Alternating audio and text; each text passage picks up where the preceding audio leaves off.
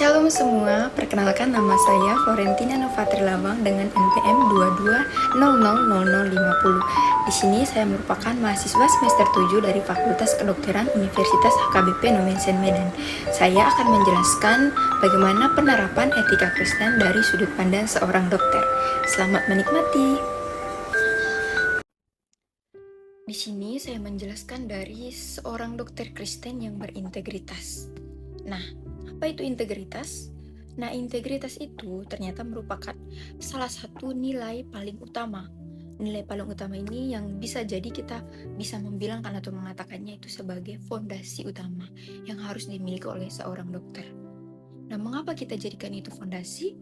Karena integritas itu tidak hanya kejujuran dalam berkata-kata, tetapi juga kelarasan antara pikiran, perasaan, dan sikap kita dan tindakan yang akan kita ambil nantinya sebagai seorang dokter. Nah, dalam profesi kedokteran, integritas menjadi landasan utama yang membangun kepercayaan antara dokter dan pasien kita. Nah, tanpa integritas, ilmu pengetahuan yang tinggi sekalipun itu tidak akan mampu menghadirkan pelayanan kesehatan yang bermutu dan manusiawi. Nah, oleh karena itu sebagai seorang dokter, calon seorang dokter Kristen, saya memandang integritas bukan hanya sebagai tuntutan profesional, tetapi juga sebagai panggilan iman dan bentuk ibadah kepada Tuhan. Nah, di sini profesi dokter itu adalah profesi jalan pelayanan, di mana setiap tindakan medis yang akan dilakukan sejatinya merupakan wujud nyata dalam penerapan etika Kristen bagi sesama. Nah, dalam etika Kristen, kasih dan kebenaran merupakan dua hal yang harus berjalan beriringan. Berjalan beriringan ini karena dilandaskan oleh integritas tadi. Nah, integritas ini akan menjadi jembatan yang akan menghubungkan antara iman, ilmu, praktik pelayanan. Nah, kalau dalam Alkitab dikatakan bahwa integritas sangat ditekankan sebagai karakter yang harus dimiliki oleh setiap orang yang percaya. Sebagaimana dituangkan dalam Amsal bab 11 ayat 3, nah itu menyatakan orang yang jujur dipimpin oleh ketulusannya, tetapi pengkhianat dirusak oleh kehancurannya. Nah, ayat ini mengajarkan kita bahwa kejujuran dan ketulusan akan menuntun seseorang pada jalan yang benar. Sedangkan sebaliknya, orang yang bercurang atau pelaku yang melakukan kecurangan itu akan membawa kehancuran. Nah, dalam konteks kedokteran, kecurangan dan ketidakjujuran itu dapat berdampak langsung terhadap keselamatan pasien. Oleh sebab itu, integritas bukanlah pilihan, melainkan kewajiban moral kita. Nah, dalam praktik kedokteran, integritas terwujud dalam berbagai aspek. Salah satunya adalah kejujuran dalam diagnosis dan terapi terhadap pasien. Nah, seorang dokter yang harus menyampaikan kondisi pasiennya itu secara objektif, lalu berdasarkan data klinis yang ada, pemeriksaan penunjang yang ada, tanpa ditutup-tutupi atau dimanipulasi, apalagi untuk demi kepentingan ataupun hal-hal tertentu. Nah, kejujuran ini juga mencakup keberanian untuk mengakui keterbatasan diri, kesalahan, serta kesiapan untuk meminta bantuan. Sebagaimana nanti di praktik klinis kita akan melakukan rujukan pasien bila diperlukan. Nah, sikap ini menunjukkan kerendahan hati kita, sekaligus tanggung jawab profesional kita.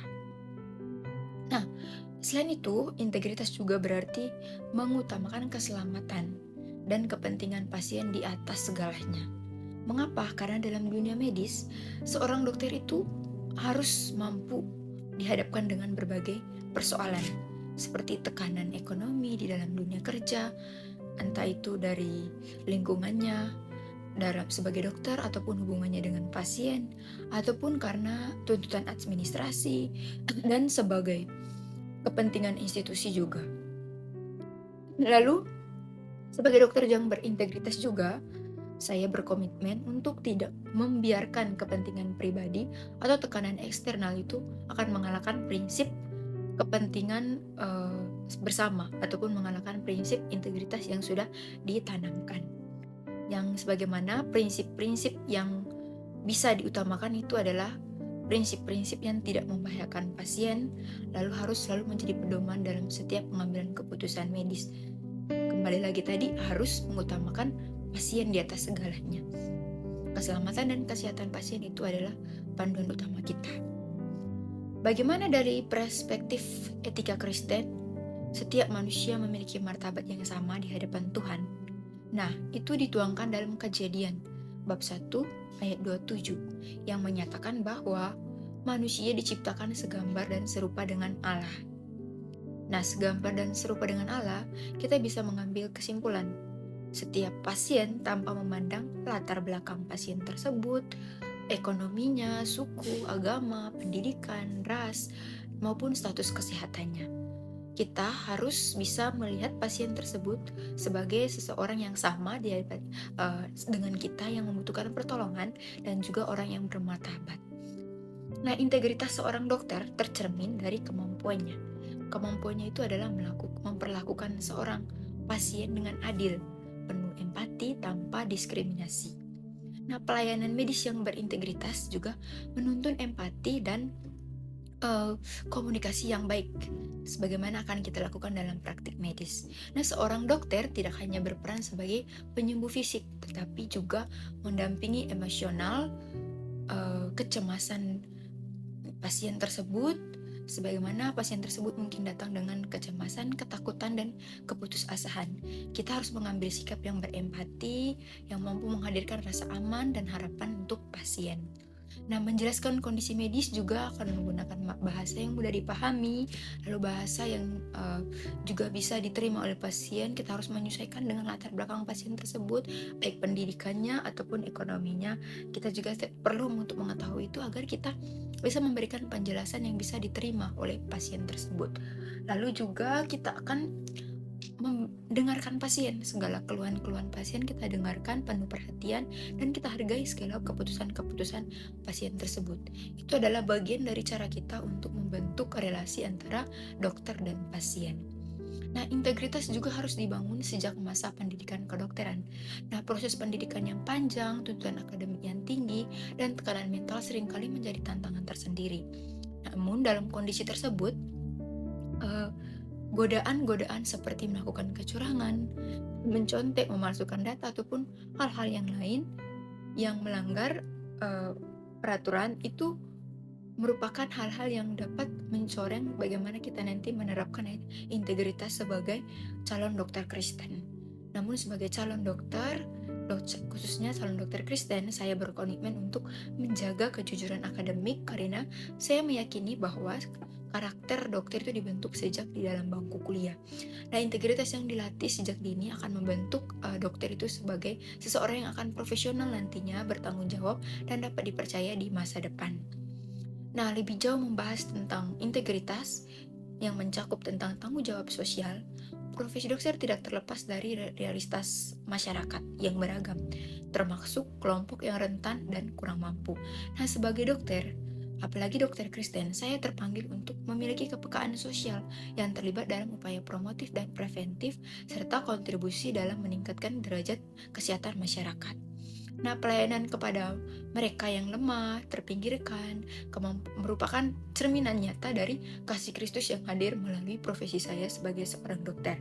Nah, dalam kehidupan sehari-hari juga, integritas saya akan cerminkan untuk berlaku untuk sesama maupun sejawat saya juga. Saya akan memberikan tindakan-tindakan yang sesuai dan perilaku yang baik tentunya. Nah, saya juga menyadari bahwa dokter yang berintegritas bukanlah hal yang mudah. Ada banyak tantangan, godaan, dan tekanan. Namun saya akan tetap berpegang dalam iman, doa, dan nilai-nilai etika Kristen. Saya percaya bahwa integritas dapat terus dijaga dan dikembangkan. Lalu integritas juga bukan hanya menjadi dokter yang baik, tetapi menjadi manusia yang utuh, memuliakan Tuhan melalui pelayanan kepada sesama. Lalu akhir kata, saya berkomitmen untuk terus membangun integritas pribadi sebagai seorang dokter Kristen yang menjunjung kejujuran, kasih, tanggung jawab, dan profesionalisme. Kiranya setiap langkah dalam pendidikan dan pelayanan saya kelak dapat menjadi kesaksian hidup tentang kasih Tuhan yang nyata dalam dunia kedokteran. Dengan demikian, profesi dokter tidak hanya menjadi sarana menyembuhkan fisik, tetapi juga alat untuk menghadirkan pengharapan, damai sejahtera, dan kasih bagi dunia. Akhir kata, saya mengucapkan Pro Deo et Patria dari Tuhan untuk Tuhan, sesuai dengan visi misi dari Fakultas Kedokteran Universitas HKBP Nomen Sen Medan. Terima kasih.